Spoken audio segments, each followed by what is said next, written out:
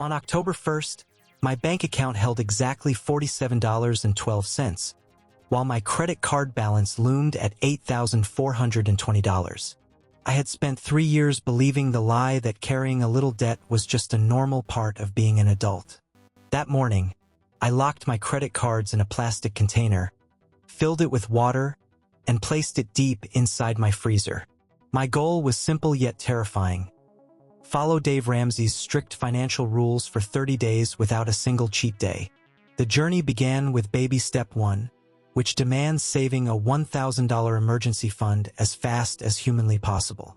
To a person living paycheck to paycheck, $1,000 feels like trying to climb Mount Everest in flip-flops. I started rummaging through my closet, pulling out an old college textbook and a dusty iPad I hadn't turned on in 2 years. I listed the tablet on Facebook Marketplace for $150, praying someone would buy it before the weekend. A buyer named Marcus messaged me within 3 hours, meeting me at a local gas station to hand over 3 crisp $50 bills. Next came the subscriptions: a premium music service, 2 streaming platforms, and a monthly fitness app one never used. Cutting them saved me $64 a month, a small drop in a very large, very dry bucket. By day 5, through sheer desperation and selling old clothes, the emergency fund hit exactly $1,000.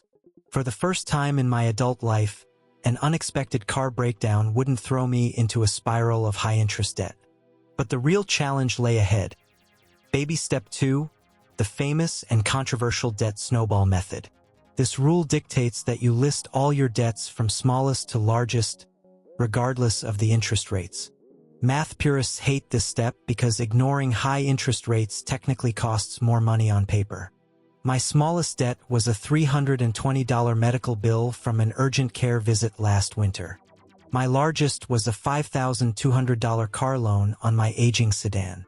To fund this debt snowball, I had to adopt Ramsey's zero-based budget, allocating every single dollar a specific job before the month started.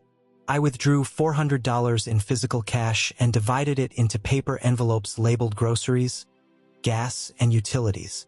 Paying with cash activates the pain receptors in your brain in a way that swiping a plastic card never can. On day 9, I stood in the grocery aisle, staring at a $12 jar of artisanal honey that I desperately wanted. Looking inside my grocery envelope, I realized buying that honey meant eating plain white rice for dinner by Friday. I put the jar back on the shelf, feeling a strange mix of self-pity and sudden, intense control over my life. By day 12, the system faced its first brutal test when a loud grinding sound echoed from under the hood of my 2014 Honda Civic. The mechanic at the shop gave me the grim news: a failed alternator that would cost $450 to replace. Historically, this moment would have triggered a wave of panic and a swipe of my high-interest credit card. Instead, I drove to the bank, withdrew $450 from my brand-new emergency fund, and paid cash. The feeling of paying for a major emergency without adding a single penny of debt was completely intoxicating. But it also meant my emergency fund was slashed nearly in half, forcing me to grind harder to rebuild it. I spent the next weekend packing lunches with peanut butter sandwiches while my friends went out for expensive sushi. I missed the social connection, but watching my savings climb back up to $900 kept me moving. On day 20, I made the final payment of $320 to clear my medical bill entirely.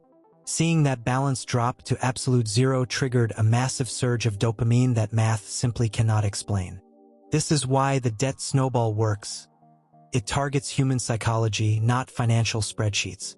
With the smallest debt gone, I took that monthly payment and rolled it directly into my next smallest debt: a department store card.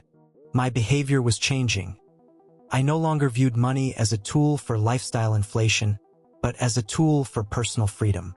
By day 28, I had managed to pay off a total of $1,150 in outstanding debt. My grocery spending dropped by 40% simply because I had to look at physical cash leaving my hands. I realized that personal finance is 80% behavior and only 20% head knowledge. The biggest myth I shattered was that debt is a tool to help you get ahead.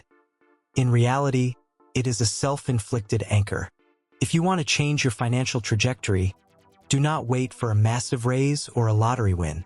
Take $100 in cash today, put it in an envelope labeled emergency, and refuse to touch it for anything less than a crisis.